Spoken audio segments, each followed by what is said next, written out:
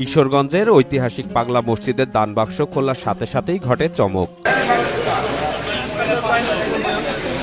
মাত্র ৪ মাস ১২ দিনে জমেছে ৯,১৭,৮০,০০০ টাকা। সঙ্গে পাওয়া গেছে সোনা, রূপা আর বৈদেশিক মুদ্রা।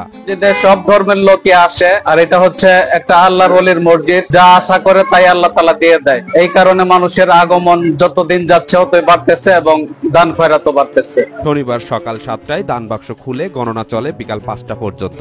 অংশ নেয় ৩৬০ জন মাদ্রাসা ছাত্র, ব্যাংক কর্মকর্তা ও মসজিদ কর্মী। পুরো প্রক্রিয়া ছিল পুলিশের কঠোর পাহারায়। দানের টাকা মসজিদ, মাদ্রাসা, এতিমখানা ও অসহায় মানুষের সহায়তায় ব্যয় করা হবে।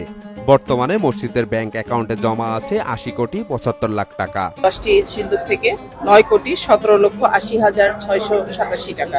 এছাড়া আমরা 15টি দেশের মুদ্রা পেয়েছি, স্বর্ণালঙ্কার, রৌপ্যের কিছু গহনা আমরা পেয়েছি। পাগলা মসজিদের জন্য ১১৫ কোটি টাকার মেগা প্রকল্প হাতে নেওয়া হয়েছে।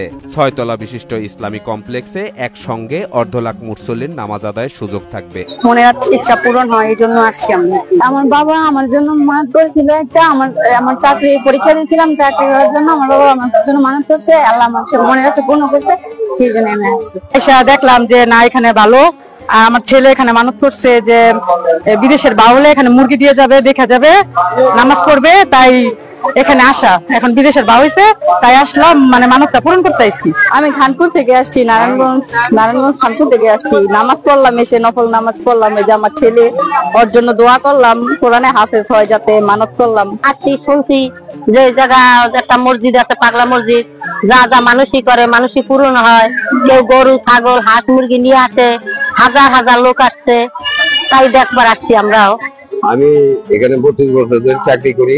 আপনার বিভিন্ন ধরনের লোক আসে এখানে, হিন্দু, মুসলিম, খ্রিস্টান সবাই আসে, বিভিন্ন দান কেনা করে। ৩২ বছর ধরে আমি দেখতেছি, প্রায় রাত্রে ১২টা থেকে রাতে ৩টা, ৪টা, ৫টা, ৬টা পর্যন্ত, ফজর পর্যন্ত শেষ হয়েছে। বাস মানুষ চলে গেছে, আইসার নামাজ টামাজ করে, টাকা পয়সা দেয়, সোনা দানা দেয়, হাজার হাজার টাকা দেয়, এমন আছে স্বর্ণ মুদ্রা দেয়।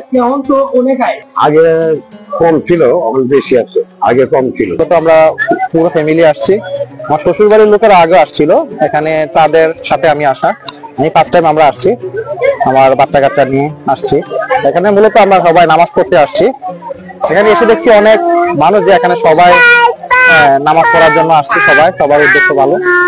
এখানে আসলে শুধু জায়গা যথেষ্ট স্পেস আছে, শুধু নামাজের একটু ইয়াটা যদি ছাদ বা বসার স্পেসটা যদি আর একটু বৃদ্ধি হতো, তাহলে হয়তো মুসল্লিদের জন্য একটু ভালো হতো। তেমন কোনো সমস্যা আমি চোখে পড়েনি।